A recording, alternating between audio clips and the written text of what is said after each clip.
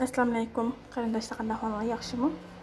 Men bugun sizlarga qo'l etadigan lunga yoki bo'lmasa oshxona qo'l ishlatadigan lungini, ya'ni qo'l etish uchun ishlatadigan lungalarni tozalash usulini ko'rsatmoqchi. Men bugun bu uyimdagi tozalab ko'rsatdim sizlarga. Buni bir quruq qozonimning ichiga solaman. Har qanday qozon bo'lsa bo'ladi. Buni ichiga soldim.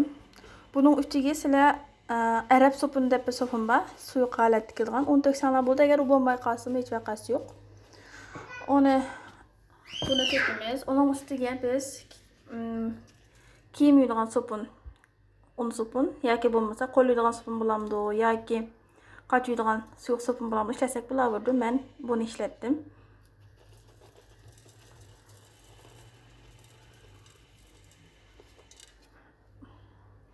Bunun ustiga bayam deganimdek men limon ishlatdim. Ilgari videolarimda ko'rsatgan limonda yog' chizidi deb. Chunki mutfaqninki, ya'ni oshxonaninki nimalari yog'li holatda bo'ldi, ham mikrob o'ldirdi limon. Shuning uchun men limon siqaman.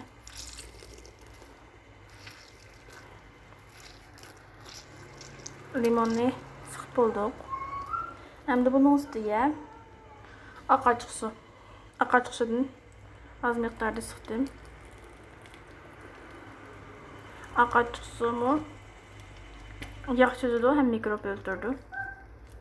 Hem lungilarni uzun vaqt ishlatishning foydasi bor. Andan keyin buni ustiga men bu chekashkidek holatga suv olaman.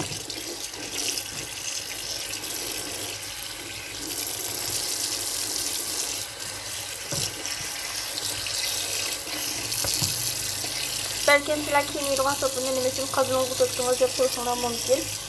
Chunki tozliq uchun bo'laverdi. Buni o'xshash tozliqning holati bo'lganligi sopun. Buni ishlatib bo'lib, qozonlarni sopun sammay limon bilan oqachiq suvda qaynatib tozalasanlar, yana bu sopunninki qolgan dog'larni yo'qdi, qozonlarni pokizlayalaysizlar. Shuni men to'kaverdim. Mana bu shunchalik suv to'shqizdim. Endi buni men qaynataman.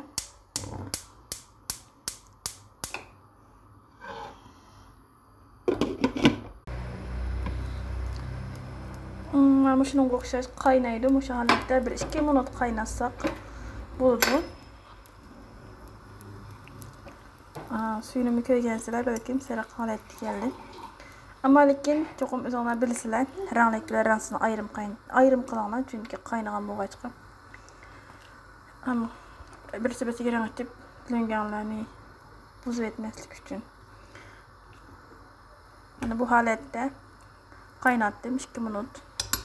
Undaqda men o'tni o'chirib, buning suyini ko'rdinglar herhalde. Bu holatda limon bilan ochiq suvda buniki yog'lar erib chiqdi. Men buni çatal yordamida buni süzüp elib chayqayman. Qo'l kiyimidagi holatda suvganda buni süzüp olamiz. Süzüp elib. Hozir men sizlarga video chekkanligim uchun bir qo'limni qilib soldim, ammo sizlar ikki qo'linglar bilan turibida, ya'ni pakiz chayqab, sopun nimalar yo'qligidek chayqab etsanlar bo'ldi. Andan keyin quritib ishlatsanlar bo'ladi. Mana bu mening oshxona ishlatadigan lungam. Yog'dan asar yo'q. Purab baqsanlarmi bo'ladi.